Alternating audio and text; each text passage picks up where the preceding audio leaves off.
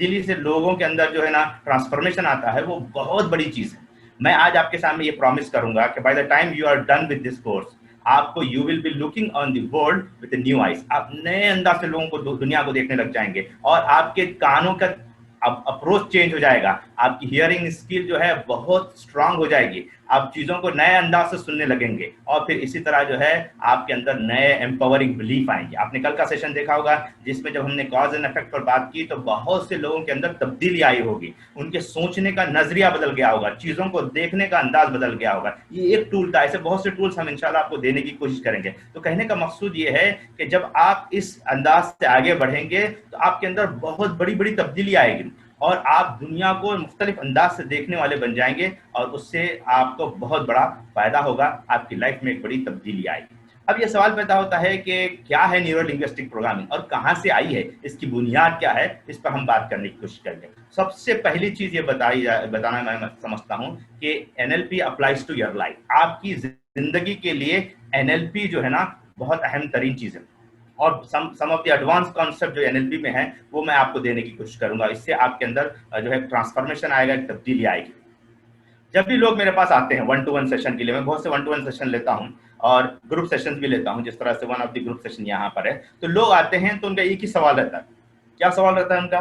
एक सवाल ये रहता है कि they are looking for the change और रिजल्ट्स। लाइफ में किसी भी एरिया ऑफ लाइफ में वो रिजल्ट चाहते हैं, उन्हें उसमें रिजल्ट चाहिए, और इसके लिए आदमी कोशिश करता है। अब आप देखें अपने आप के बारे में, look around yourself, if you are honest with yourself, आप अपने आप से ऑनेस्ट हैं और आप चाहते हैं, तो एक ऐसा कोई ना कोई एरिया होगा जिसमें आप आपके लाइफ में इंप्रूवमेंट चाहते हैं। मे बी आपका जो है ना हो सकता है करियर का एरिया हो, रिलेशनशिप का एरिया हो, या आपकी बॉडी को आप स्ट्रांग बनाना चाहते हो, या आप मनी को अट्रैक्ट करना चाहते हो, या स्पिरिचुअलिटी में आगे बढ़ना चाहते हो। कोई भी एरिया हो सकता है, दीन का एरिया हो सकता है, कोई भी एरिया हो सकता है जिसमें आप इंप्रूवमेंट चाहते होंगे। और एनएलपी वो ऐसे टूल प्रोवाइड करती है कि आप जिसके जरिए से अपने इस इंप्रूवमेंट को आप प्रैक्टिस कर सकते हैं, उसको एक्सेलेंट की तरफ ले जा सकते हैं, और उसमें आप कामयाबी हासिल कर सकते हैं।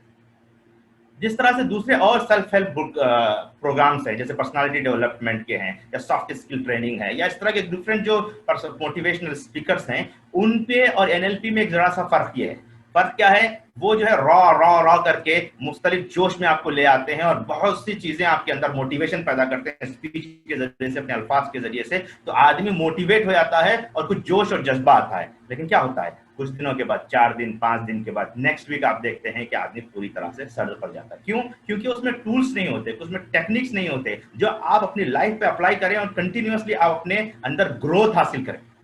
अगर आपको जो एनएलपी टेक्निक देती है, यही सबसे बड़ी खूबी है, या कह सकते हैं कि जो एनएलपी को अगर मैं मतलब खुश होता हूं एनएलपी की वजह से, उसकी ये बेसिक वजह ये है कि वो टूल्स देती है, वो टेक्निक्स देती है। उन टेक्निक्स की वजह से हम अपने अंदर एक बेहतरीन तब्दीली महसूस कर सकते हैं। जब भी चाहे हम उन टेक्निक्स को अप्लाई करें, अपनी जिंदगी के अंदर एक तब्दीली महसूस कर सकते हैं। ये बहुत बड़ा फायदा है जो एनएलपी के जरिए से हमें आता है। तो अब एनएलपी है क्या चीज? चलिए हम उसको ब्रेक डाउन करते हैं। एनएलपी सेपरेट इसको ब्रेक डाउन करते हैं। N stand for neuro, that is nervous system. हमारा ब्रेन जो है, हमारे पास माशाल्लाह यहाँ पर कुछ डॉक्टर्स भी हैं, जानते हैं कि नर्वस सिस्टम किस तरह से अफेक्ट करता है हमारी पूरी जिंदगी, हमारे पूरी बॉडी पर। तो ये ब्रेन, पहले स्टडी ये बताई जा रही थी कि न्यूरॉन्स जो है सिर्फ हमारे ब्रेन में होती है। बाद में स्टडी साइंस ने जब आगे बढ़कर के उस पर रिसर्च किया, तो हर सेल के अंदर जो है न्यूरॉन का चक्कर होता है। ये न्यूरोट्रांसमीटर जो कल हमने पढ़ा था, उसका चक्कर जो है हर सेल के अंदर मौजूद है। और कितने हैं ये neuron? 10 to the power of 10 to the power of 11। इतने ज्यादा न्यूरोलॉजिकल कनेक्शन हमारे पास हमारी बॉडी में। और इसकी प्रोग्रामिंग कैसे होती है, ये न्यूरॉन वर्क कैसे करते हैं? टुगेदर फ्यूज होते हैं, टुगेदर बर्न होते हैं। और सबसे बड़ी बात ये है कि ये थ्रू एक्सपीरियंस के, वर्ल्ड का जो हम एक्सपीरियंस हासिल करते हैं, कैसे वर्ल्ड का एक्सपीरियंस हासिल करते हैं? ये 5 सेंसेस के जरिए से करते हैं। विजुअल यानी कि जो चीजें हम देखते हैं, ऑडिटोरी जो चीजें हम सुनते हैं, किनेस्थेटिक जो चीजें हम टच करते हैं, या ऑल्फैक्टरी यानी कि हम स्मेल जो है हमारी, और गुस्टोटरी यानी कि हमारा टेस्ट। ये 5 ऐसी हवा से खमसा जिसे हम कहते हैं, ये तमाम चीजें मिल करके हमारे नर्वस सिस्टम को बनाते हैं। एक्चुअली आप ये कह सकते हैं कि इसके जरिए से हम एक्सपीरियंस हासिल करते हैं दुनिया को। अगर मैं आपको कहूं कि अब इसी वक्त, इसी लम्हा आप अपने अराउंड में देखिए कि कौन कौन सी ब्लैक चीजें हैं। आप जरा गौर से देखिए, 1 2 3 4, जस्ट आपके अराउंड रूम में देखिए कि कौन कौन सी ब्लैक चीजें हैं। देखिए मेरा शर्ट भी ब्लैक है, मुझे मत देखिए, बकिया चीजों को देखते चले जाइए कि कौन कौन सी चीजें ब्लैक हैं। ठीक है, आप ध्यान में रखिए। ठीक है, आपने देख लिया complete. Now close your eyes, आप अपने आंख मूछिए और मुझे बताइए कि कौन कौन सी चीजें आपके पास जो है व्हाइट हैं। आप शॉक करेंगे, ये क्या बता रहे, पहले तो आपने कहा था कि ब्लैक के बारे में सोचिए, अब आंख मूछने के बाद आप मुझे कह रहे हैं कि आप व्हाइट के बारे में सोचिए। How is possible? लेकिन आप ट्राई कीजिए, आप आंख मूछ के ट्राई कीजिए, कितनी चीजें बता सकते हैं। कम से कम आपकी सीलिंग तो व्हाइट होगी, या फिर हो सकता है चेयर का कलर व्हाइट होगा, या फिर बुक्स में कोई बुक व्हाइट होगी, या मोबाइल का कलर व्हाइट होगा, कुछ भी हो सकता है। लेकिन जब हम एक फिल्टर डाल देते हैं, ये फिल्टर मैंने क्या, कौन सा फिल्टर डाला आपको, कि आपको कलर फिल्टर मैंने डाल दिया। इसी तरह हर आदमी के सोचने का अंदाज, देखने का अंदाज अलग होता है, विजुअलाइज करने का अंदाज होता है, चीजों को फील और टच करने का अंदाज होता है। तो इस तरह से डिफरेंट अंदाज के लोग होते हैं और उसी तरह से वो इंफॉर्मेशन उन्हें आती है। यानी कि इंफॉर्मेशन ये बताया जाता है कि 2 बिलियन बिट ऑफ इंफॉर्मेशन पर सेकंड इंसान को मैसर आती है। यानी कि एक सेकंड में 2 बिलियन बिट ऑफ इंफॉर्मेशन, यानी कि 2 बिलियन आपके पास कोई चीज आती है, और उसमें से आपका अनकॉन्शियस माइंड, सबकॉन्शियस माइंड पूरी चीजों को स्टोर करता है, 2 बिलियन बिट ऑफ इंफॉर्मेशन। लेकिन कॉन्शियस माइंड को सिर्फ और सिर्फ देता है। यानी कि 0.006% जो है ना इंफॉर्मेशन कॉन्शियस माइंड को आती है, बाकी तमाम जो है वो स्टोर होती है आपके अनकॉन्शियस माइंड में। तो इसका मतलब क्या हुआ? इसका मतलब ये हुआ कि आप जो कुछ प्रैक्टिस कर रहे हैं लाइफ में, उसमें से मैक्सिमम चीजें अनकॉन्शियस माइंड में स्टोर होती है। तो अगर आपका focus 2 billion bit of information है तो आप बहुत कुछ हासिल करेंगे लाइफ में। लेकिन बहुत से लोग जो रोते हैं अपनी जिंदगी में, रिलेशनशिप को ले लीजिए, करियर को ले लीजिए, या किसी भी चीज को लेकर के मेरे पास ये तमाम चीजें मौजूद नहीं है, उनका फोकस जो है वो कॉन्शियस माइंड में 0.006 of information, bit of information जो है पर सेकेंड, उस पर उनका फोकस रहता है, इसलिए वो डिसएम्पावर होते हैं। आपका फोकस अगर बढ़ जाए, आपका पेरिफेरल विजन बढ़ जाए, आपका सोचने का दायरा बढ़ जाए, आपका चीजों को समझने का दायरा बढ़ जाए, तो आपकी जिंदगी में बड़ी तब्दीली आ सकती है। तो ये हो गया नर्वस सिस्टम, न्यूरॉन, एनएलपी का first part. And second part पर हम बात करते हैं जिसे हम लैंग्वेज कहते हैं, लिंग्विस्टिक कहते हैं। The language and the other communication we use to store experience and give it meaning। तो यानी कि हम जो कुछ हमारे दिमाग में स्टोर होता है उसकी वजह ये चीजें होती हैं, pictures, sounds, feelings, smell, taste और इंटरनल सेल्फ टॉक, जो हम अपने आप से बात करते रहते हैं। ये इंटरनल सेल्फ टॉक, ये 6 चीजें हैं, इनकी बुनियाद पर हमारे दिमाग में चीजें स्टोर होती हैं। जैसे अगर मैं कहूं कि आपने 10th का रिजल्ट कहां देखा, क्या आएगा आपके दिमाग में? या तो आपका कंप्यूटर स्क्रीन आएगा, आप नए हैं, तो अगर आप ओल्ड हैं तो आपने किसी बोर्ड पर आपका टाइम कार्ड देखा होगा, विजुअलाइज करेंगे। उस वक्त अगर आपके सहेलियां या दोस्त हैं आपके जो उस वक्त आवाजें कर रहे हैं, तो वो आवाज भी आप रिकॉल करेंगे, ऑडिटरी रिकॉल करेंगे। उस वक्त अगर आपको बहुत अच्छा रिजल्ट आया है या बहुत ही खराब रिजल्ट आया है तो फीलिंग भी आपके अंदर होगी, और उस वक्त जो है आपको जुबान में जो महसूस हो रहा था वो टेस्ट भी आपके पास रहेगा, वो स्मेल भी आप महसूस करेंगे। और उस वक्त अगर आप खराब रिजल्ट आया, बहुत अच्छा रिजल्ट आया, तो एक सेल्फ टॉक आपके दिमाग में चल रही थी। ये तमाम चीजों की बुनियाद पर हर चीज आपके दिमाग में स्टोर होती है, ये लिंग्विस्टिक पार्ट है, और इसी की बुनियाद पर आदमी डिसीजन लेता है। अगर खराब चीज हमारे दिमाग में स्टोर हुई है, जब हम फेच करेंगे तो खराब चीज के साथ वो इमोशन भी आएगा, और वो इमोशन आपको या तो सैड कर देगा, या तो एंग्री कर देगा, या तो आपके अंदर फियर पैदा करेगा, या फिर आप गिल्ट महसूस करेंगे। लेकिन अगर आप अच्छे इवेंट को आप याद करेंगे, उसे कॉल बैक करेंगे, उस मेमोरी को फेच करेंगे, तो आपको क्या होगा?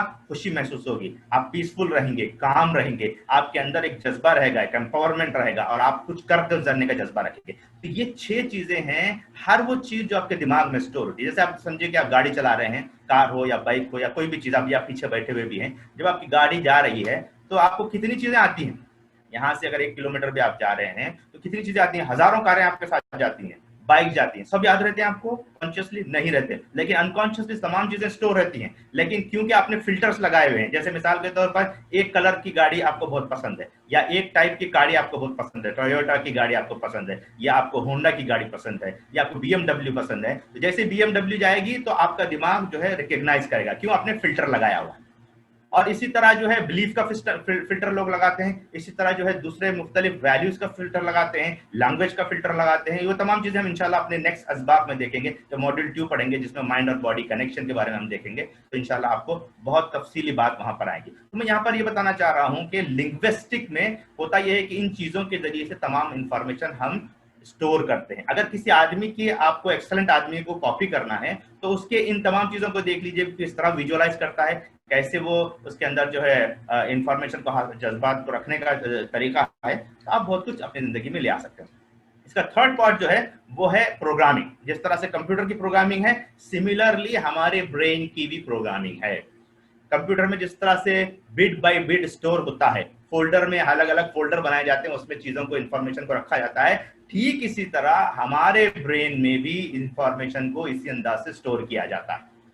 कैसे? प्रोग्रामिंग होती है उसकी, पैटर्न्स होते हैं, नेगेटिव पैटर्न होते हैं, पॉजिटिव पैटर्न होते हैं, लाइक पैटर्न होते हैं, डिसलाइक पैटर्न होते हैं। हम किसी चीज को पसंद करते हैं, किसी चीज को पसंद नहीं करते। किसी के लिए टेस्ट को ले लीजिए आप, कोई टेस्ट हमको पसंद आता है, कोई टेस्ट पसंद नहीं आता नहीं।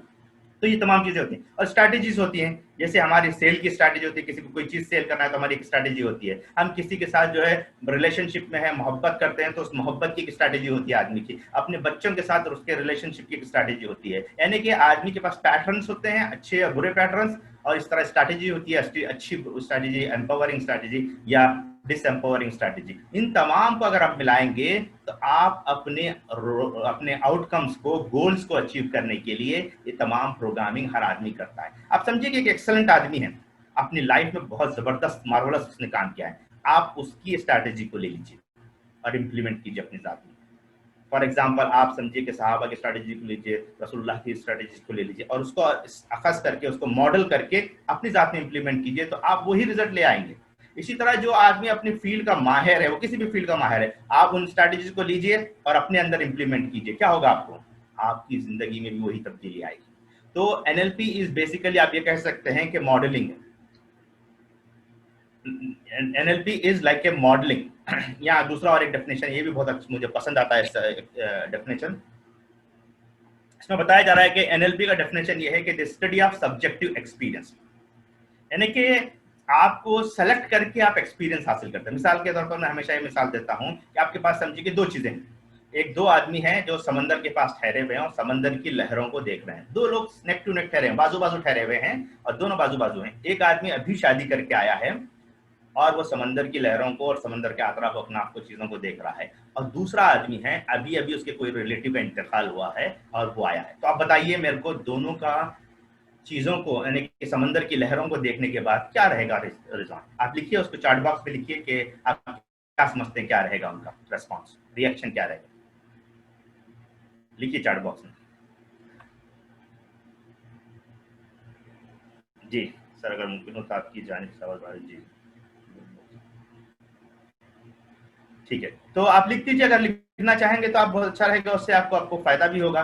तो एक आदमी को ये रहेगा कि वो जॉयफुल मोमेंट में रहेगा, वो देखेगा कितनी हसीन लहरें हैं समंदर की, वो ये देखेगा कि आतराफ में सुहाना मौसम है, खुशगवार सिचुएशन आपको नजर आएगी। वो आदमी जो अभी अभी शादी करके आया है। दूसरा आदमी जो अभी अभी अपने किसी शख्स को दफन करके आया है, उसको लगेगा कि ये किलिंग वेव्स है, ये लाइफ जो है ना, ये मौसम ऐसा उदास मौसम है कि जिंदगी में कभी ऐसा मौसम मैंने नहीं देखा। तो बेसिकली ये समंदर की जो लहरें हैं वो सेम है दोनों के लिए, और उसमें आतराफ अपने आप में जो कुछ भी हो रहा है, one will enjoy the scenery and other will enjoy the deep thoughts. Exactly, बहुत सही बात है। Both are having the deep thought, positive and negative, but because our internal representation, जो हमारा सब्जेक्टिव एक्सपीरियंस है, यानी कि हमारे दिमाग में जो कुछ चल रहा है उसके बेस पर हम चीजों को एनालाइज करते हैं। जैसे आप बोलते हैं कि भाई इन्होंने मुझे सैड कर दिया, एक्चुअली अगर आप इंटरनली सैड है तो आप कहेंगे कि आपके शोहर या बीवी ने आपको सैड कर दिया, या ये कहेंगे कि इन्होंने you make me happy today. अगर आपके अंदर इंटरनली अगर आप सैड हैं, तो अगर सामने वाला कितना भी आपको ये करे, प्रोवोक करे या आपको इंटीमेट करे, आप सैड ही रहेंगे। क्यों? इंटरनल जो कुछ चल रहा है। तो मतलब ये है कि responsibility for change is within us, हमारे अंदर से रिस्पॉन्सिबिलिटी ऑफ चेंज आती है। लोगों के कहने की वजह से हमारे अंदर तब्दीली नहीं आती। तो हमारे तमाम जो एक्सपीरियंस है वो सब्जेक्टिव एक्सपीरियंस है। जो कुछ हमारे पास इंटरनली चल रहा है वो रिफ्लेक्ट हो रहा है, इसीलिए एनएलपी में परसेप्शन इज प्रोजेक्शन कहा जाता है। जो कुछ आपके पास परसेप्ट है वही आप प्रोजेक्ट करेंगे, जो कुछ आपके पास इंटरनली मौजूद है वही आप बाहर की दुनिया पर पेश करेंगे। यानी अगर आप कहेंगे कि आपका बच्चा खराब है, तो अगर आपके दिल में और दिमाग में ख्यालात चल रहे हैं गलत खराब, तो आप अपने बच्चे को प्रोजेक्ट करेंगे। तो इस तरह से मुख्तलिफ चीजें हैं जिसे हमें समझने की जरूरत है, इंशाल्लाह उससे आपको और बहुत से फायदे होंगे। राइट, आगे बढ़ते हैं हम लोग।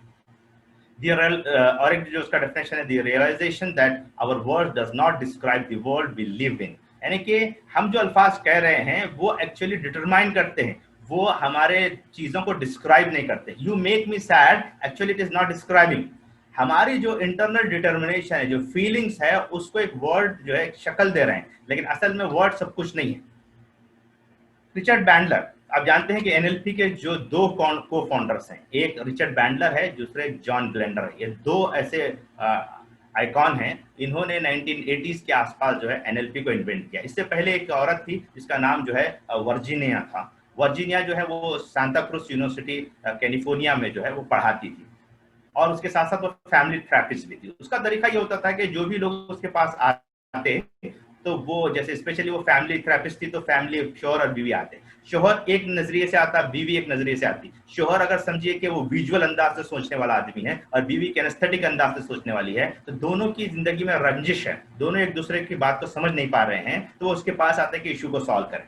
तो वर्जीनिया पहले शोहर से सवाल करती या बीवी से सवाल करती और उसको कन्वर्ट करती। जैसे अगर शोहर विजुअल है तो उसने कहा कि मैं चीजें देखता हूं कि मेरी बीवी इन चीजों को नहीं देख पाती है, तो उसको वो कन्वर्ट करती है कैनेस्थेटिक में। वो कहती है कि आपका शोहर जो उन चीजों को टच करते हैं, जो चीजें आपको टच करना पसंद नहीं है, तो शी विल अंडरस्टैंड। वो औरत बहुत आसानी के साथ उस चीज को समझती है, और फिर वही जो है औरत जो बात कहती है उसको ट्रांसलेट करके विजुअल अंदाज में वो शोहर को बताते हैं। हमारी जिंदगी में जो रंजिशें होती हैं उसकी बेसिक वजह यही होती है कि हमारे दिमाग में कुछ चलता रहता है, उसकी बुनियाद पर जो है हम अपने अल्फाज का इजहार करते हैं, लेकिन हमारे बीच में पीछे जो इमोशंस होते हैं उसका तो इजहार नहीं करते हम लोग, सिर्फ अल्फाज का इजहार करते हैं। तो होता यह है कि वो अल्फाज जो है कैनेस्थेटिक अंदाज में या ऑडिटरी अंदाज में या सेल्फ टॉक के अंदाज में या विजुअल अंदाज में लोगों के सामने आती है। अब लोग उसको पिक करते हैं अपने अप्रोच के साथ। वो अगर कैनेस्थेटिक है तो वो अप्रोच के साथ पिक करते हैं। तो वर्जीनिया का काम ये होता था कि वो इन चीजों को ट्रांसलेट करती थी, लैंग्वेज को ट्रांसलेट करके, विजुअल है तो ऑडिटरी, ऑडिटरी है तो विजुअल या फिर कैनेस्थेटिक, इस तरह से ट्रांसलेट करके उन लोगों को बताती थी। ये इसके बहुत से ट्रांसक्रिप्ट थे और वो बहुत से एक पैटर्न था जिसे मेटा मॉडल कहा जाता है। वो मेटा मॉडल को रिचर्ड बैंडलर और जॉन ग्लेंडर ने लिया और कॉलेज के स्टूडेंट को वो तमाम चीजें दी, और उन्होंने भी वो मैजिकल रिजल्ट हासिल किए जो दूसरे लोग हासिल करते हैं। तो मैं ये बात बताना चाह रहा था कि उसने जो डेफिनेशन दिया है एनएलपी का, वो ये है कि NLP is an attitude and methodology that leaves behind a trail of technique. यानी कि एनएलपी जो है वो एक एटीट्यूड है।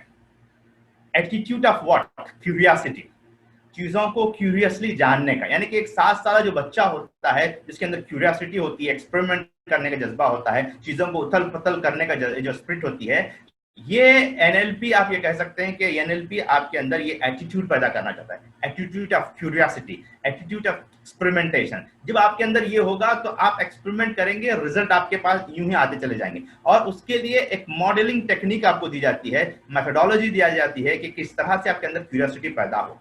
जैसे एक आदमी है, एक्सेलेंट आदमी है, अपनी फील्ड का टॉप परफॉर्मर है, तो आपके अंदर क्यूरियोसिटी हो के उसको ऑब्जर्व करें, उसकी कैनेस्थेटिक, उसके ऑडियो और विजुअल उसके पैटर्न्स को समझें, और उसको उस मेथड के जरिए से जो एनएलपी टूल्स देता है उसके जरिए से आप अप्लाई करेंगे तो आपके अंदर भी मैजिकल रिजल्ट आएंगे, आप भी एक्सेलेंट बनेंगे जिस तरह से वो आदमी बना था। और दूसरे डेफिनेशन भी है जिसमें बात बताई गई कि एनएलपी जो है ओनिंग योर ओन ब्रेन। बहुत से लोग होते हैं जिनका ब्रेन जो है खुद वो इस्तेमाल नहीं करते, दूसरे लोग इस्तेमाल करते हैं, तो ओनिंग योर ब्रेन। फिर यह है कि आपको नावल बिहेवियर अपने अंदर पैदा करना है। किसी भी सिचुएशन में, किसी भी खराब सिचुएशन में आप जो है अपने अंदर नावल बिहेवियर, बहुत बेहतर बिहेवियर अपने अंदर पैदा करेंगे, तो आप अपने रिसोर्सेज को बहुत बेहतरीन अंदाज से अपने आउटकम के लिए इस्तेमाल करेंगे। जैसे मैं आपके लिए मिसाल दूंगा कि एक आदमी जो है ना, जिसका जो है इंतकाल हो गया किसी वजह से, ठीक है, आपको कैसा लगेगा? मायूब लगेगा ना। लेकिन सपोज वो आपका सबसे बड़ा दुश्मन है, तो कम से कम दिल में यह ख्याल होगा कि ठीक है, हो गया, बहुत अच्छा हुआ, अगर बहुत ही ज्यादा आप अच्छे आदमी हैं।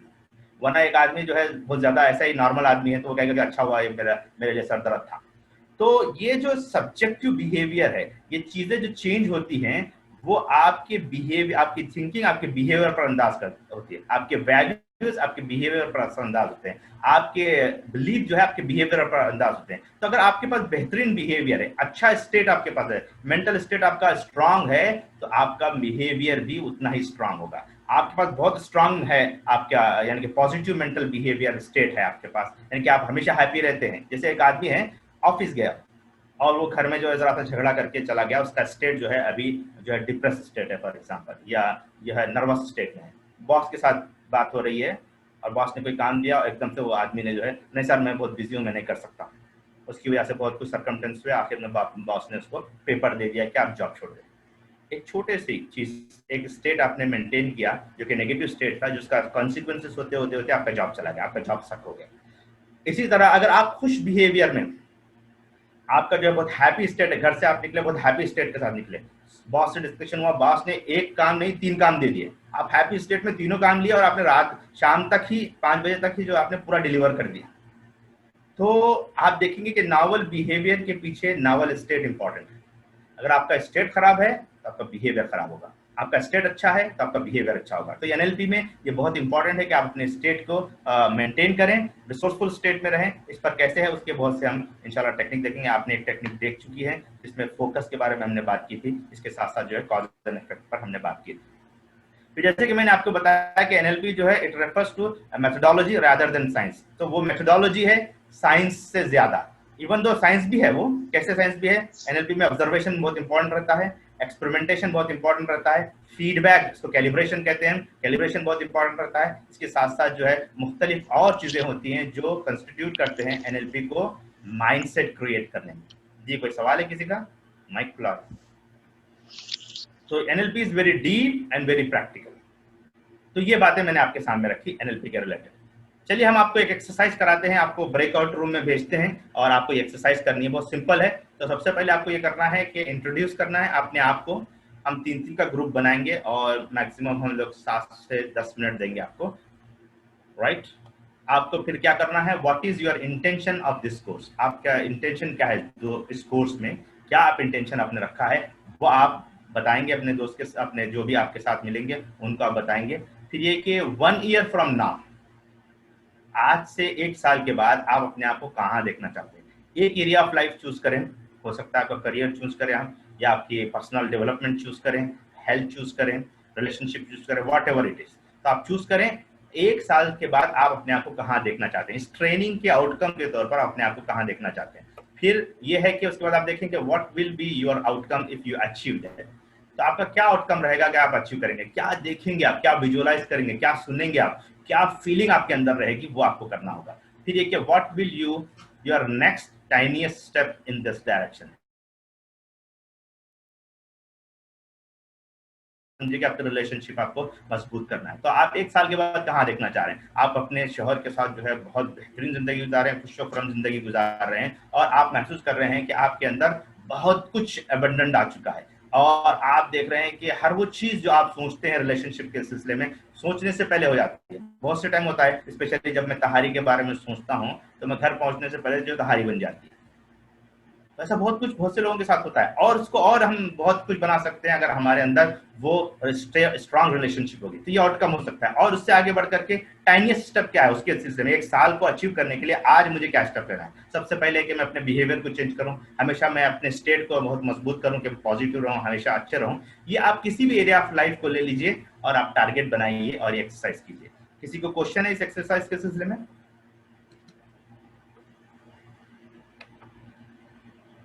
गुलबर्गा की तहारी डॉक्टर साहब मुंह में पानी आ गया होगा पाए के साथ डॉक्टर साहब को राइट। तो अगर किसी को सवाल है तो सब माइक ओपन करके सवाल कर सकते हैं। नहीं है तो मैं आपको ब्रेकआउट रूम में भेज रहा हूं। तो मैं इससे पहले भी गुजारिश किया था, अभी भी गुजारिश कर रहा हूं कि प्लीज अगर आपको डिस्कशन नहीं करना है, मैं तो चाहूंगा कि हर आदमी डिस्कस करे जिससे आपको बड़ा फायदा होगा। अगर आपको किसी वजह से डिस्कशन नहीं करना है तो मैं गुजारिश करूंगा कि आप ब्रेकआउट रूम से बाहर आ जाएं ताकि दूसरों लोगों को मैं आसान कर सकूं और लोग डिस्कस कर सके। तो हर 2-2 का ग्रुप मैं यहाँ पर बना रहा हूँ या 3-3 का बना दूं मैं आपके लिए, 2-2 का ग्रुप बना रहा हूँ, ठीक है। चलिए